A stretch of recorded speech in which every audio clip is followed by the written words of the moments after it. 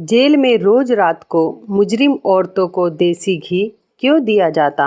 राज जानकर आपके भी रोंगटे खड़े हो जाएंगे। मेरा नाम कविता है।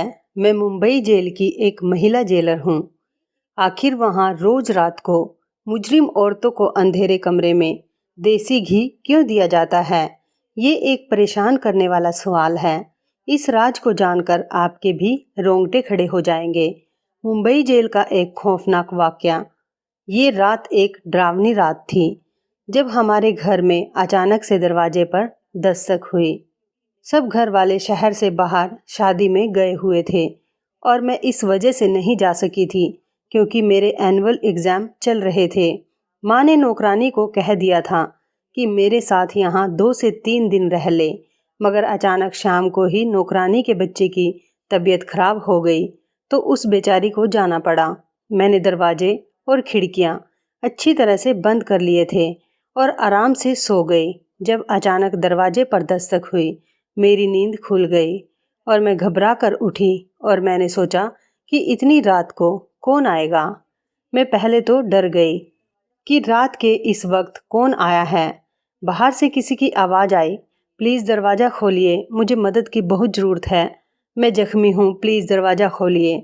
इन दिनों वैसे भी शहर के हालात बहुत ख़राब चल रहे थे। मैं सोच में पड़ गई कि दरवाज़ा खोलूं या नहीं खोलूं।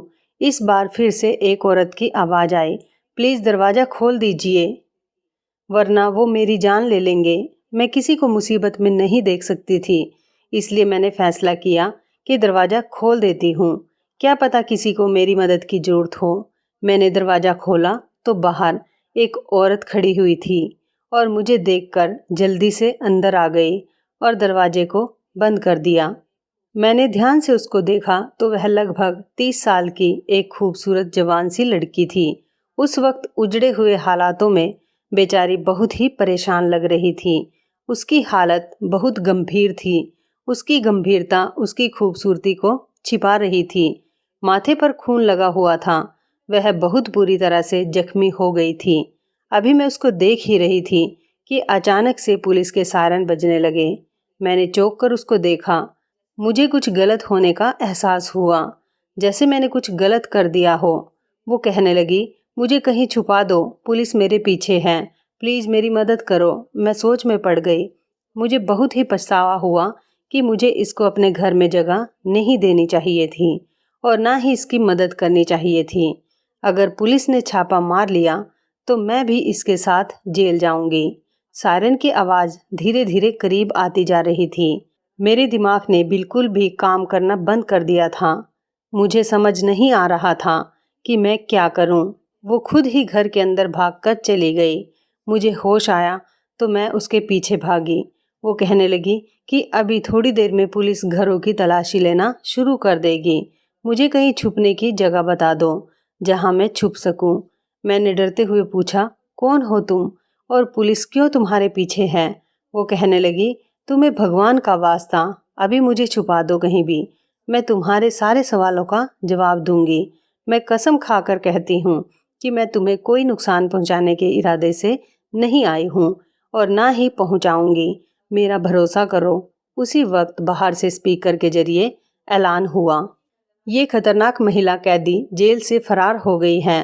अगर किसी ने उसे पनाह दी है तो वो खुद उसे बाहर निकाल दे, वरना अभी थोड़ी देर में पुलिस तलाशी लेना शुरू कर देगी। वो कहने लगी, देखो मुझे जल्दी से छुपाओ वरना मेरे साथ तुम भी मुसीबत में फंस जाओगी। उसकी बात सुनकर मैं जल्दी से छत पर उसको पानी वाली टंकी के पास ले गई। मैंने कहा, जहाँ भी छुपोगी पुलिस तुम्हें ढूंढ ही लेगी, इसलिए जान बचाने का एक हल यही है कि तुम इस पानी वाली टंकी के अंदर कूद जाओ। पानी ठंडा हो रहा था, लेकिन मेरी राय पर उस औरत ने मुझे यूं देखा जैसे मेरा दिमाग खराब हो गया हो। इतने ठंडे पानी में मैं उसे कूदने की राय दे रही थी। मुझे लगा जैसे वो मुझसे कहेगी कि इतने ठंडे पानी में कूदने से तो बेहतर है मैं खुद को पुलिस के हवाले कर दूं। मगर अगले ही पल वह ढक्कन उठाकर टंकी में कूद पड़ी। मैं वहां से टंकी का ढक्कन बंद करके नीचे चली गई। 2 मिनट बाद ही मेरे दरवाजे पर दस्तक हुई। मैंने दरवाज़ा खोला तो मेरे सामने 2 महिला पुलिस और बहुत सारे आदमी और कुछ पुलिस वाले भी खड़े थे। जो दरवाज़ा खोलते ही अंदर घुसते चले आए। वो मेरे घर की तलाशी लेने लगे और महिला पुलिस अधिकारी मुझसे सवाल पूछने लगी, तुमने किसी को देखा तो नहीं या किसी को अपने घर में जगह दी हो? मैंने कहा, मैं तो अभी सोकर उठी हूँ और मुझे इस बारे में कुछ भी नहीं पता। आप किसकी तलाश कर रहे हैं? पुलिस वाले नीचे से तलाशी लेकर ऊपर छत पर आ गए तो मेरी जान को बनाई। मेरी सांस अटकने लगी कि कहीं इनको पता ना चल जाए कि वह औरत कहाँ है, मगर इतना मुझे यकीन था कि इनका ध्यान पानी वाली टंकी की तरफ नहीं जाएगा। मेरा अंदाजा बिल्कुल सही था और सही ही साबित हुआ। वो खाली हाथ नीचे चले आए। पहले वाला कहने लगा, मैडम जी, वो इस घर में नहीं है। मेरा ख्याल है कि वो इस इलाके से निकल गई है। बातें करते वक्त वो सब घर से बाहर निकल गए तो मैंने सुकून और चैन की सांस ली। उनकी आपस की बातों से पता चला कि वो मुंबई जेल से इस औरत को ढूंढते हुए यहाँ तक पहुँच गए। पुलिस वालों के जाने के कुछ ही मिनट में मैं जल्दी से ऊपर गई और टंकी का ढक्कन हटाकर उसे बाहर निकाला। ठंडे पानी की वजह से वो थर थर काँप रही थी। अगर मैं 10 मिनट और वहाँ नहीं जाती तो शायद उसको मरा हुआ पाती। मैं उसे नीचे ले आई और उसको हीटर के पास बैठा दिया। मैंने उसको अपने कपड़े दिए तो उसको थोड़ा होश आया। मेरे कपड़े बदलकर वो रजाई लेकर हीटर के पास बैठ गई। मैंने सोचा, अब अगर इसकी मदद कर रही हूँ तो बेचारी के लिए कुछ खाने पीने को भी ले आती हूँ। मैंने उसके लिए चाय बनाई और खाना गर्म करके उसके पास ले आई। न जाने क्यों उसके चेहरे को देखकर मुझे नहीं लग रहा था कि वो एक मुजरिम है। थोड़ी देर तक उसकी हालत में सुधार आ चुका था। अब मैंने उससे बात की शुरुआत की और कहा, आपको देखकर लगता तो नहीं कि आप मुजरिम हो, लेकिन पुलिस आपके पीछे क्यों पड़ी है और ये कह रही है कि मुंबई जेल से एक मुजरिम औरत फरार हुई है, तो क्या आप वाकई मुजरिम हैं? मेरा सवाल सुनकर उसने गहरी सांस भरी और कहने लगी, तुम्हारा अंदाजा बिल्कुल ठीक है। मैं मुंबई जेल की कैदी नहीं बल्कि वहाँ की जेलर हूँ। मैंने कहा, क्या? ये सुनकर कि वो मुंबई जेल की जेलर है, मेरे तो होश ही उड़ गए। एक जेलर के पीछे पुलिस, लेकिन क्यों? मैंने पूछा, आप जेलर होके मुजरिमों की तरह क्यों भाग रहे हो? तो वो कहने लगी कि बड़ी लंबी कहानी है, सुनकर क्या करोगी? मैंने कहा, देखिए, मैंने आपको अपने घर में जगह दी है, आपकी मदद की है। अब आपको भी अपनी कहानी मुझे सुनानी होगी, क्योंकि मैं ये सब आपसे इसलिए भी पूछ रही हूँ क्योंकि मैंने भी मुंबई की एक जेल में जेलर के लिए अप्लाई किया हुआ है। तो मुझे आपकी कहानी सुनकर मालूम हो जाएगा कि वहाँ के क्या हालात हैं। वो कहने लगी, ठीक है, अगर तुम्हें इतना ही जानने का शौक है तो ठीक है, तो फिर सुनो। मेरा नाम गौरी है और मैं एक बहुत अच्छे और इज्जतदार खानदान से ताल्लुक़ रखती हूँ। हम 2 बहनें और 2 भाई हैं। मेरे पिताजी मुंबई के थाने में हवलदार थे। मेरे पिताजी ने बचपन से ही हमें सच्चाई और ईमानदारी का सबक पढ़ाया था और यही समझाया था कि अपने काम से हमेशा वफादार रहना चाहिए, चाहे काम कितना ही मामूली क्यों ना हो और रुतबा चाहे छोटा मिले या बड़ा। कभी भी अपने ईमान का सौदा मत करना। मेरे पिताजी एक सच्चे और ईमानदार हवलदार थे। अपनी सारी जिंदगी नौकरी के दौरान उन्होंने कभी भी 1 रुपए की भी रिश्वत लेना गवारा नहीं समझा। पिताजी के साथ के दोस्तों ने अपने घर पक्के कर लिए और अच्छी जिंदगी गुजारने लगे थे, मगर हमारा गुजारा गरीबी के कारण मुश्किल से ही हो रहा था। मैं पिताजी की बहुत लाडली बेटी थी, इसलिए अक्सर घर के हालात से तंग आकर मैं भी उनसे कहती थी कि पिताजी, आप अपने साथ के लोगों को ही देख लीजिए, उन्होंने किस कदर तरक्की कर ली है, उनसे ही कुछ सीख लीजिए। उन लोगों के घरों में सब तरह के ऐशो आराम हैं। लोगों के घर रोजाना अच्छे अच्छे पकवान बनते हैं और हमारे यहाँ वही रूखी सूखी, और हम लोग तो दिवाली पर भी अच्छे पकवान नहीं बना पाते। हमें तो कुछ अच्छा देखने को भी नहीं मिलता, खाना तो दूर की बात है। उनके बच्चे कितने अच्छे स्कूल और कॉलेज में पढ़ते हैं और हम लोग तो सरकारी स्कूल में जाते हैं। बाद में हमें नौकरी भी वैसी ही मिलेगी, कोई भी छोटे से क्लर्क जैसी। पिताजी हंसकर कहते, बिटिया रानी, तू फिक्र ना कर, तेरे भाग्य में बहुत बड़ी और ऊंची नौकरी है। मैं मजाक मजाक में कहती, क्यों पिताजी, क्या मैं मुंबई जेल की जेलर बनूंगी? पिताजी कहते, तो इसमें इतनी हैरानी वाली क्या बात है? तू अच्छे नंबरों से परीक्षा सब पास कर लेगी तो लग जाएगी।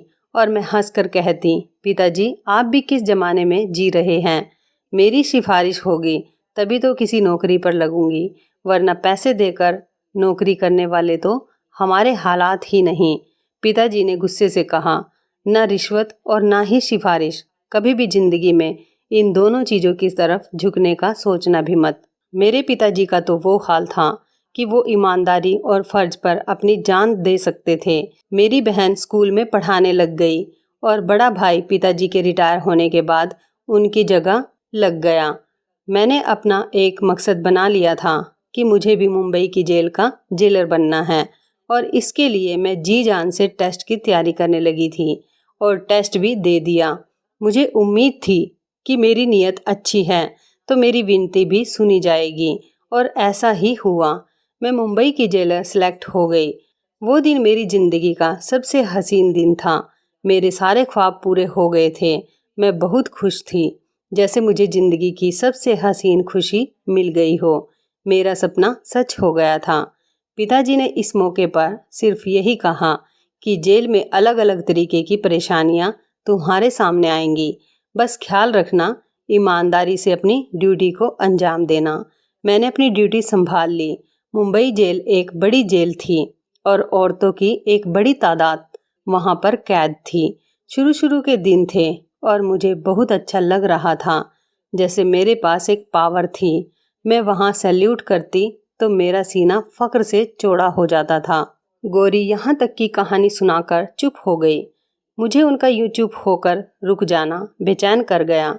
मैं उनकी कहानी में यूं खो गई थी कि मुझे ऐसा महसूस हो रहा था कि जैसे ये सब मेरे सामने हो रहा हो।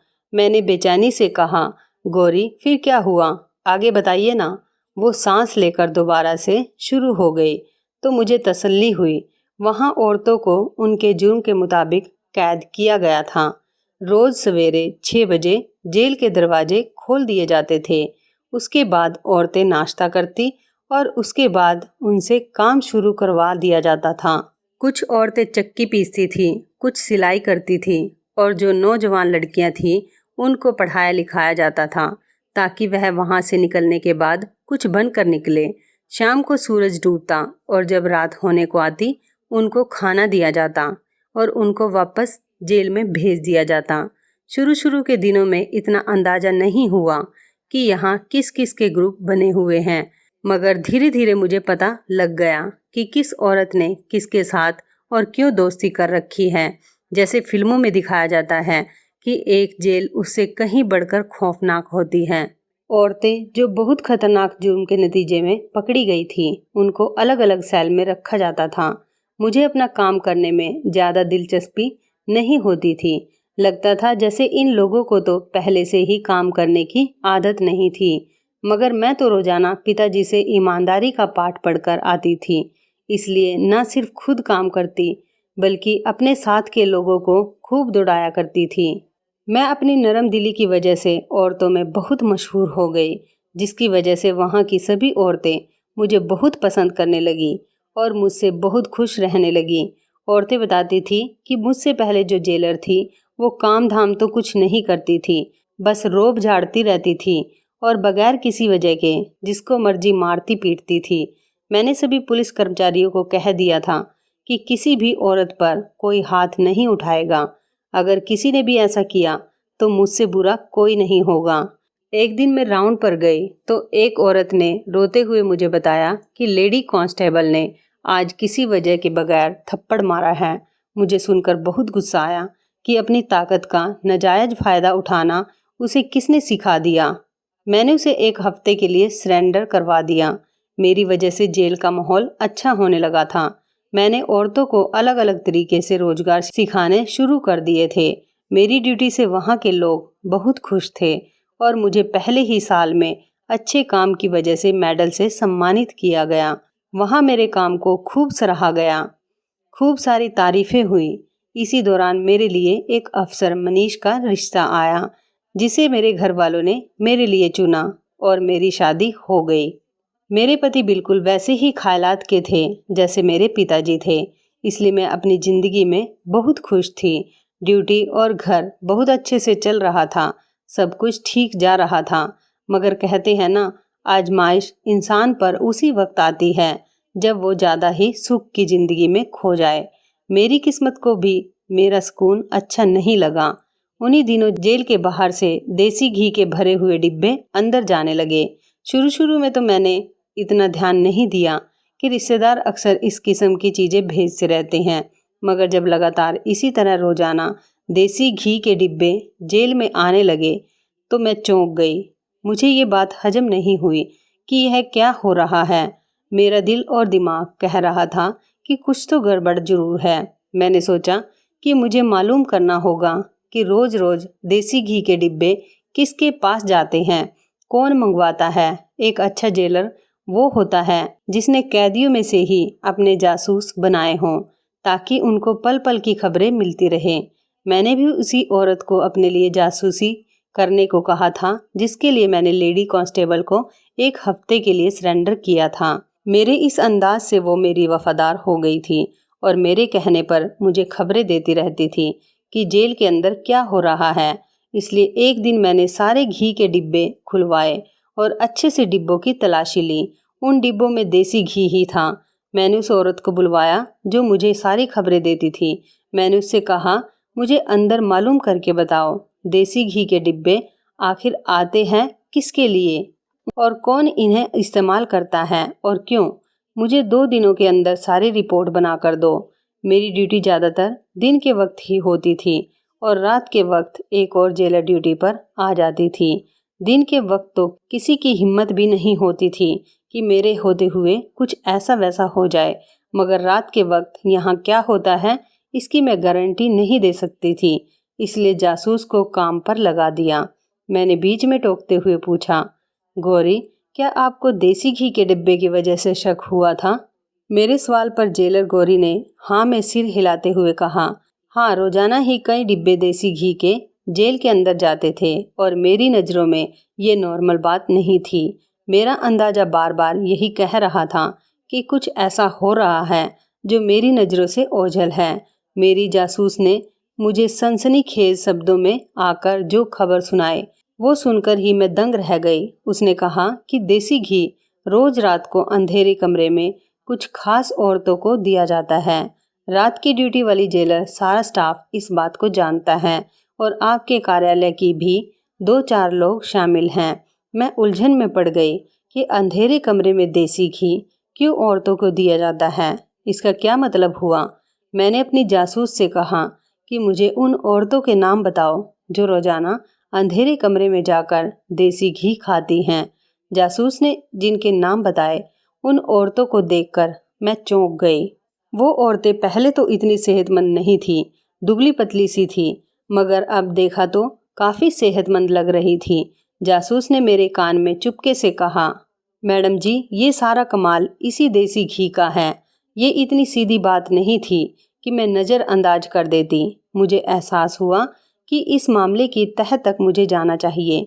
मैंने कुछ दिनों के लिए अपनी ड्यूटी रात की शिफ्ट में करवाने का फैसला कर लिया।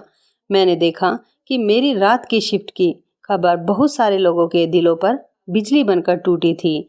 मैंने दिन के समय घर में अपनी नींद पूरी कर ली ताकि वहां रात को जाग सकूं।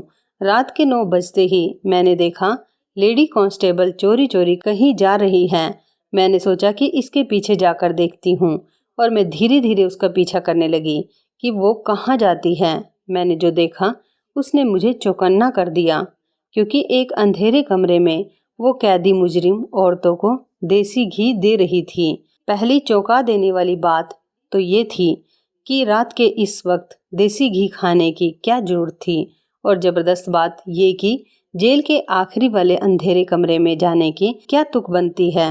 मैंने 2-3 दिन यही रूटीन देखा, लेकिन इसके अलावा कोई और जबरदस्त बात मेरी गिरफ्त में न आ सकी।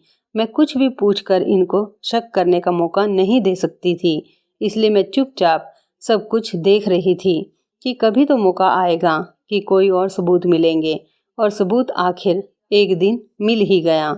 उस दिन रात के 11 बजे थे। मैंने अपना सिर मेज पर टिकाया और जानबूझकर आंखें बंद कर ली ताकि कोई देखे तो यही समझे कि मैं सो रही हूँ। थोड़ी ही देर गुजरी थी कि मेरे ऑफिस में कोई आया। आहट से मैंने पहचान लिया कि लेडी कांस्टेबल हैं। वो मुझे सोता देखकर बाहर चली गई। वो किसी से कहने लगी, लगता है जो नींद की दवा मैडम को दी है उसने असर कर दिखाया। मैडम सो रही हैं, बस कुछ ही घंटे बाकी हैं, इसलिए इन औरतों को जाकर कहो जल्दी जल्दी अपना काम करें। कुछ ही देर में वे दोनों वहाँ से चली गई। मैंने हैरत से सोचा कि आखिरकार ये सब क्या हो रहा है जेल में, जिसकी मुझे खबर नहीं थी और मेरी नाक के नीचे सब कुछ हो रहा है। इनकी बातों से अंदाजा हुआ कि जो भी हो रहा है इसी अंधेरे कमरे में हो रहा है। तभी मैंने उठने की कोशिश की ताकि जाकर देख सकूं ऐसा क्या हो रहा है। वहां पर उठते ही मेरा सर चकराने लगा। मुझे चक्कर आ रहे थे। लगता था कि मेरी चाय में जो नींद की गोलियां मिलाई थी उसने अब असर करना शुरू कर दिया था। मैं वहीं पर सो गई और सुबह तक मुझे कुछ खबर नहीं हुई कि मैं कहाँ पर हूँ। सुबह उठी तो सर भारी हो रहा था, इसलिए घर चली गई।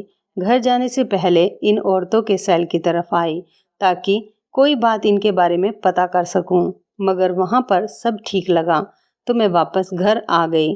घर आकर मैं सोचती रही कि इस कांस्टेबल के साथ दूसरा शख्स कौन था जिससे वो बात कर रही थी। इसके बाद मैं रात को दोबारा ड्यूटी पर गई। मैंने फैसला कर लिया था कि मुझे क्या करना है। मुझे कल की तरह चाय पेश की जाएगी, मगर आज मैंने वो पी नहीं। पास के ही वॉश बेसिन में बहा दी और खाली कप रखकर आंखें बंद कर ली। थोड़ी देर बाद वो कप लेने आई तो मुझे सोता हुआ देखकर तसल्ली अंदाज में बाहर चली गई। थोड़ी देर बाद मैं भी बाहर निकल आई। रात के 11 बज रहे थे। जेल में हर तरफ की लाइट बंद थी। हर तरफ अंधेरा ही अंधेरा था। मैं चुपचाप उस तरफ बढ़ गई जहां पर अंधेरे कमरे में वो औरतें रहती थी जो रोज देसी घी खाती थी। लेकिन आज वहां उस कमरे में अंधेरा नहीं था। किसी ने मोबाइल की टॉर्च ऑन करके रखी थी। मैं एकदम उन पर चिल्लाई और मैंने चेक करके कहा कि ये सब क्या हो रहा है। जो नज़ारा मेरे सामने था उसे अपनी आंखों के सामने देखकर मुझे भी यकीन नहीं आ रहा था। मेरा स्टाफ इतनी घिनौनी साजिश में शामिल है। वो औरतें सुरंग खोद रही थी। उन्होंने अच्छी खासी सुरंग खोदी हुई थी। जाने कितने हफ्तों से या महीनों से यह काम किए जा रही थी। वह औरतें कत्ल के जुर्म में जेल में लाई गई थी और अदालत की तरफ से उन दोनों को उम्र कैद की सजा सुनाई गई थी। वो दोनों यहाँ से फरार होने के लिए सुरंग खोद रही थी और इस काम में मेरा पूरा कार्यालय भी शामिल था। लेडी कांस्टेबल का यूं मुझे सामने देखकर सांस रुक गया। उसके हाथ से मोबाइल नीचे गिर गया जिसके टॉर्च ऑन करके वो उसके सर पर खड़ी थी। वह सुरंग खोदती थी, इसलिए देसी घी खाती थी, क्योंकि सुरंग खोदना आसान काम नहीं होता। इसके लिए बहुत ताकत चाहिए होती है। वो देसी घी खाकर रोजाना के 3-4 घंटे सुरंग खोदने पर लगा देती थी। वहां खड़े खड़े ही मैं सब कुछ समझ चुकी थी और सारी कहानी मेरी आंखों के सामने थी और मैं सब कुछ समझ गई थी।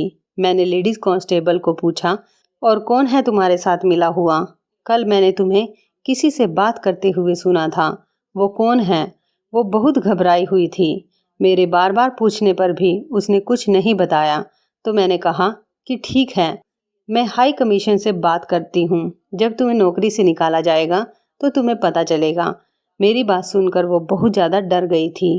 कहने लगी, प्लीज़ किसी को फ़ोन मत कीजिए। अभी मैंने फ़ोन उठाया ही था कि मेरे सर पर किसी ने बहुत ज़ोर से वार किया और मैं बेहोश होकर वहीं पर गिर गई। होश में आई तो मैंने देखा मैं खुद भी जेल के ही एक कमरे में कैद थी। मुझे याद आया कि मैं फ़ोन करके जानकारी देने वाली थी कि किसी ने मेरे सर पर वार कर दिया। वो लेडी कांस्टेबल के अलावा और कोई नहीं हो सकता था। इसी ने अपना राज खुल जाने के डर से मेरे सिर पर वार किया होगा। मैं होश में आई तो देखा कि वो अकेली नहीं थी। जो साथी उसका साथ देने की कोशिश कर रही थी वो साथी उस वक्त उसके साथ मौजूद थी। लेकिन इसकी साथी को देखकर मेरे सर पर कयामत टूट पड़ी। मुझे यकीन नहीं आया कि वो नाइट शिफ्ट वाली जेलर थी। मुझे तो लगता था जैसे वह एक लापरवाह लड़की है, मगर वो इतनी घटिया निकलेगी कि कानून की वर्दी पहनकर गैर कानूनी कामों को अंजाम देगी। फिर इन दोनों औरतों ने मिलकर मुझे कैद कर लिया था। दोनों मिली हुई थी। इन दोनों की मदद से वो कैदी औरतें सुरंग खोद रही थी और इस मदद के बदले वहाँ की कांस्टेबल को बहुत सारे पैसे दिए गए। पैसों के लालच में आकर ऐसे गैर कानूनी कामों को अंजाम दिया जाता था। बाद में मुझे मालूम हुआ कि मामला इससे भी ज़्यादा गंभीर हो चुका है। जो देसी घी जेल के अंदर चेक होकर आता था, उस देसी घी में खास एस्ट्रॉयड शामिल किए जाते थे, जिसके रोजाना इस्तेमाल से इंसान को उसकी आदत हो जाती है। देसी घी चोरी चोरी अंदर ही अंदर बेचा जाता था। ये कोई मामूली देसी घी नहीं था। ये सारा काम रात के वक्त इस जेलर की मौजूदगी में निहायत चोरी चुपके होता था। इस जेलर ने ये सारी बात मुझे खुद अपने मुंह से बताई। उसने अपने सारे जुर्म मेरे सामने कबूल किए, लेकिन वह नहीं जानती थी कि इसने मुझे मेरे ही जिस दफ्तर में कैद किया है, वहाँ तो मैंने पहले से ही एक कैमरा लगा कर रखा हुआ था, जो सारी बातें रिकॉर्ड कर रहा था। मुझे जब भी किसी से उसका जुर्म कबूल करवाना होता था, तो मैं उसको इसी कमरे में ले जाती थी और उसका बयान इसी कमरे में रिकॉर्ड हो जाता था, जो बाद में एक सबूत के तौर पर काम आता। उसने मेरी तरफ से कोर्ट को ऑफिशियल तौर पर छुट्टी का खत पोस्ट कर दिया, ताकि मेरा गायब होना पूरी तरह से किसी को खटके नहीं। इसके बाद उसने मेरी पहचान के अनुसार एक रिपोर्ट बनाकर कोर्ट को भेज दी, जिसमें मुझ पर संगीन आरोप लगाए गए थे। इनका इरादा मुझे रास्ते से हटाने का था। आज शाम जैसे ही वो मेरे लिए खाना लेकर कमरे में आई, तो मैं उस पर काबू पाकर वहाँ से फरार हो गई और तब से वह मेरे पीछे लगी है ताकि मुझे पकड़ सके। ये थी मेरी सारी कहानी, जिसको सुनने के लिए तुम इतनी बेचैन थी। मैंने सारी कहानी सुनकर भी हिचकिचाते हुए गौरी से पूछा, लेकिन अब आप अपनी बेगुनाही कैसे साबित करेंगी? जेलर गौरी कहने लगी, मुझे बस किसी भी तरह वो खुफिया कैमरा अपने कब्जे में करना है। सारी बातचीत रिकॉर्ड है, मगर यही मैं सोच रही हूँ कि अब मेरा वहाँ जाना तो खतरे से खाली नहीं है। जब तक मैं अपनी बेगुनाही साबित नहीं कर लेती, तब तक मैं कहीं नहीं जा सकती। किसी भी तरह से मुझे उस कैमरे को हासिल करना होगा।